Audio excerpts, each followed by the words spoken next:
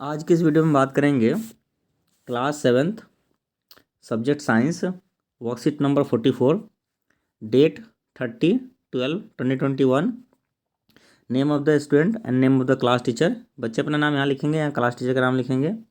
ये जो वर्कशीट है directorate of education university of Delhi द्वारा रिलीज की गई है। वर्कशीट का जो आज का टॉपिक है वो है आपका नेचुरल इंडिकेटर अराउंड अस। हमारे आसपास में जितने भी नेचुरल इंडिकेटर्स हैं उसके बारे में जानेंगे। What is indicator? इंडिकेटर क्या होता है? Indicator special type of substance which are use to test whether a substance is acidic और basic are called indicators. Indicators क्या होता है? एक सब्सटेंस होता है जो कि टेस्ट करने के लिए यूज होता है कि कोई भी सब्सटेंस एसिडिक या बेसिक हो कि नहीं। नेचर वाइज वो एसिडिक नेचर का है कि बेसिक नेचर का है, तो इंडिकेटर इंडिकेट करता है कि ये एसिडिक है या बेसिक है। ठीक है। अब यहाँ पे कैसे, हाउ दिस डू सो, ये कैसे करेगा जी? तो ये क्या करेगा? कलर बदल देगा by changing their colour in solution containing acidic और बेसिक सॉल्यूशन। अगर कोई सॉल्यूशन है एसिडिक या बेसिक है तो उसके अंदर क्या करेगा? ये कलर चेंज कर देगा, तो पता चल जाएगा कि एसिडिक सॉल्यूशन है या बेसिक सॉल्यूशन है। कलर चेंज हो जाएगा इंडिकेटर का। ठीक है, या इंडिकेटर सॉल्यूशन का चेंज कर देगा। तो इंडिकेटर्स जो होते हैं नेचुरल इंडिकेटर्स, यहाँ पे कुछ इंडिकेटर्स होते हैं जो नेचुरल भी है और कुछ आर्टिफिशियल मैनमेड भी है। तो नेचुरल इंडिकेटर्स हमारे पास अवेलेबल है, उसके बारे में बात करते हैं।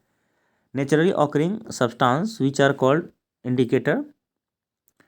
विच indicators are called natural indicators? जो नेचर में मिलते हैं। Naturally occurring substance which are used as indicators are called natural indicators.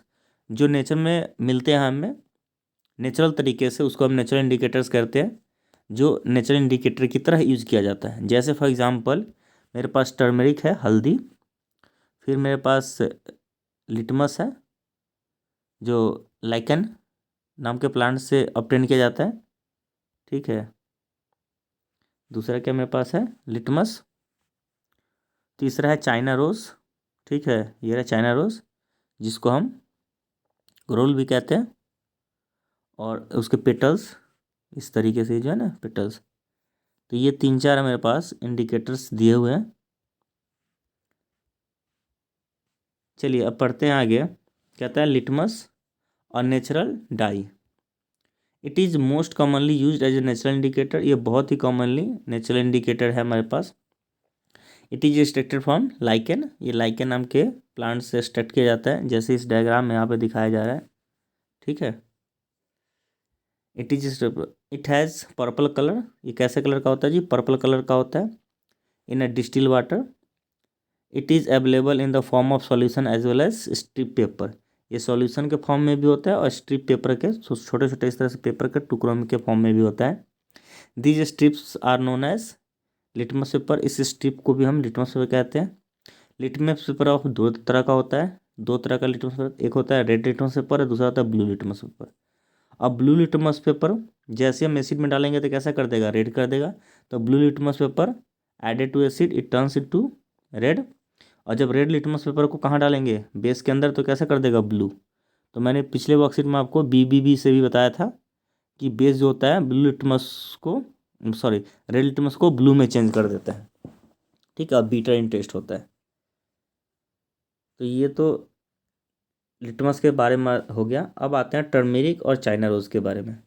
Turmeric है, turmeric change its colour from yellow to red in basic solution but remains yellow in acidic solution.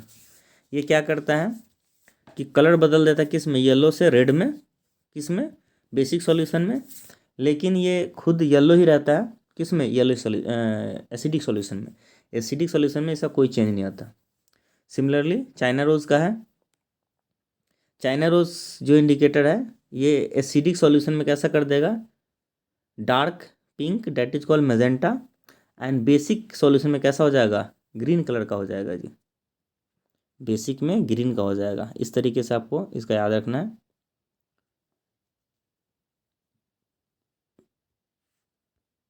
अब आते हैं आगे acid rain या acid rain क्या होता है। तो कह रहा है कि जब rain becomes acidic because carbon dioxide, sulphur dioxide and nitrous oxide, ये कुछ गैसेस है जो वाटर के साथ जब मिक्स हो जाता है तो, और जब रेन होता है तो उसको हम एसिडिक रेन कहते हैं। एक्चुअली क्या होता है कि ये जो कार्बन डाइऑक्साइड है, सल्फर डाइऑक्साइड है या नाइट्रोजन डाइऑक्साइड है, ये सारे गैसेस जो होते हैं वाटर के साथ कंबाइन करके और एसिड रेन बनाते हैं। जब बारिश होता है ना, जब कभी बारिश होता है तो हमारे एटमॉस्फेयर में कार्बन डाइऑक्साइड ये तो रहते ही ऑलरेडी, और जब रेन होता है बारिश तो वाटर एक यूनिवर्सल सॉल्वेंट होता है, इसके साथ मिल जाते हैं, घुल जाते हैं, और फिर जो बारिश के फॉर्म में नीचे आता है उसको हम एसिड रेन कहते हैं। तो उसके बारे में लिखा हुआ है, dissolve in the rain drop from the end form carbonic acid, sulphuric acid and nitric acid respectively. और उसके साथ साथ क्या कार्बोनिक एसिड बना देते हैं, सल्फ्यूरिक एसिड बना देते हैं, नाइट्रिक एसिड बना देते हैं।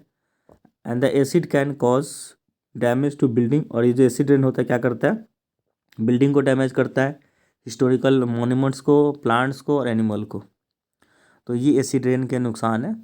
तो सिंपल सा एसिड रेन क्या होता है कि जब कोई भी बारिश होगा तो बारिश होने से पहले हमारे एटमॉस्फेयर में बहुत सारे ऐसे एयर पॉल्यूटेंट्स हैं, जैसे फॉर एग्जांपल CO2 मेरे पास है, ठीक है, सल्फर डाइऑक्साइड है, SO2 है, ठीक है, ऐसे नाइट्रोजन डाइऑक्साइड है, NO2 है, ठीक है। तो ये जो गैसेस है हमारे एटमॉस्फेयर में ऑलरेडी प्रेजेंट है पहले से, और जब इस पे बारिश की बूंदे इसमें होगा तो इसमें से क्या हो जाएगा, आपका कार्बोनिक एसिड बन जाएगा, इससे सल्फ्यूरिक एसिड बन जाएगा, और इससे नाइट्रिक एसिड बन जाएगा, और फिर वो जो है वाटर जो आएगा ये एसिडिक फॉर्म में। तो ये हमारे मॉन्यूमेंट्स जितने भी है, historical monuments, building, plants, animal को डिस्ट्रॉय करता है, उनको नुकसान पहुंचाता है जी। आई होप वर्कशीट आपको समझ में आया होगा, बहुत सिंपल सी वर्कशीट है। एक तो आपको लिटमस पेपर के बारे में बताया हुआ है, एक इंडिकेटर के बारे में बताया हुआ है, और फिर एक लास्ट में आपको एसिडिक रेन के बारे में बताया गया। आइए क्वेश्चंस करते हैं। कहता है what are natural indicator, natural indicator क्या होता है, तो सिंपल इसका आंसर ऊपर यहाँ पे दिया हुआ है, नेचुरल इंडिकेटर्स। तो आप यहाँ से लिख देंगे naturally occurring substance which are used as indicator called natural indicators. आप चाहो तो एक दो एग्जांपल्स भी लिख सकते हो, या पूरा यहाँ से पूरा कंप्लीट कर लो, या नेचुरल इंडिकेटर्स यहाँ तक ही लिख लो। It's your choice. Answer first हो गया ये, तो पहले क्वेश्चन का आंसर यहाँ से पूरा लिख लो विथ एग्जांपल्स, या आप यहाँ तक भी कंप्लीट कर सकते हो। तो ये पहले क्वेश्चन का आंसर हो गया। चलिए सेकंड क्वेश्चन पे आते हैं। सेकंड क्वेश्चन कहता है कि China rose indicators turn basic solution to, ये है चाइना रोज, ठीक है। तो बेसिक सॉल्यूशन को किस में कर देता है, ग्रीन में कैसे कर देगा, कैसे कर देगा, ग्रीन। तो GREEN, ग्रीन लिख देंगे, इसका आंसर ग्रीन हो जाएगा। Turmeric change its colour from dash to dash in basic solution, ये है टर्मेरिक। और बेसिक सॉल्यूशन, बेसिक सॉल्यूशन में कैसे करता है, येलो टू रेड कर देता है। तो आप लिख देंगे यहाँ पे क्या, yellow, yellow, yellow, yellow to red, yellow to red in basic solution, ठीक है, yellow to red in basic solution यहाँ लिख देंगे। और क्वेश्चन नंबर फर्स्ट सेकंड हो गया, थर्ड पे आते हैं। क्वेश्चन नंबर थर्ड आपका कहता है कि what changes do you observe on red litmus paper. Red litmus paper में क्या चेंज होगा, तो रेड लिटमस पेपर में एसिड में तो कोई चेंज नहीं होगा, रेड का रेड रहेगा, लेकिन बेस में क्या होगा, रेड लिटमस पेपर कैसे चेंज होगा, रेड लिटमस पेपर बेस में कैसा हो जाएगा, बेस में ब्लू हो जाएगा। Acidic red litmus paper acid में no change, no change, no change, कोई प्रभाव नहीं होगा। बेस में बेसिक सॉल्यूशन में कैसा होगा, ब्लू हो जाएगा, कैसा हो जाएगा जी, ब्लू हो जाएगा। बेसिक सॉल्यूशन में रेड लिटमस पेपर ब्लू हो जाएगा, ये रहा ना, red litmus paper added to base solution its turns basic, और रेड लिटमस पेपर एसिडिक में कोई चेंज नहीं होगा, no change. Question number last पे आते हैं, अंतिम प्रश्न, फोर्थ क्वेश्चन कहता है आपका क्या, कि 3 main gases that cause acidic rain. तो 3 गैस का नाम बताना जो एसिड रेन कॉज करता है, ठीक है। तो एक तो हो जाएगा आपका CO2 कार्बन डाइऑक्साइड, एक हो जाएगा SO2 सल्फर डाइऑक्साइड, और तीसरा हो जाएगा कौन सा, NO2 नाइट्रोजन डाइऑक्साइड, ठीक है। तो ये 3 गैस है, ठीक है। आप यहाँ से भी इस तरह से लिख सकते हो फॉर्मूले के फॉर्म में, या यहाँ पे 3 गैसेस के नाम लिखे हुए, कार्बन डाइऑक्साइड, सल्फर डाइऑक्साइड और नाइट्रोजन डाइऑक्साइड, ठीक है। तो ये 3 गैसेस है। तो आंसर ये हो जाएगा आपका, कौन सा था, फोर्थ था ना, तो फोर्थ ही आंसर हो जाएगा अंतिम। 3 गैसें के नाम जो फिलिप्स थे। ठीक है, तो इस तरीके से आई होप वर्कशीट आपको समझ में आया होगा, और वर्कशीट इस तरीके से फिनिश हो जाता है। इस तरह की वीडियोस को देखने के लिए सिंपली अमर सर जी, AMAR अमर, SIRJEE, इस अमर सर जी यूट्यूब चैनल को यूट्यूब पे जाके सर्च कर लें, सब्सक्राइब कर लें और वीडियो को देखें। एक बार 2 बार देखिए, वीडियोस आपको समझ में आएगा। प्लीज़ चैनल को सब्सक्राइब करें, वीडियो को लाइक करें और शेयर करना ना भूलें। प्लीज़ वीडियोस को मैक्सिमम टू मैक्सिमम दोस्तों तक इसको शेयर करें। वीडियो को देखने के लिए बहुत बहुत धन्यवाद।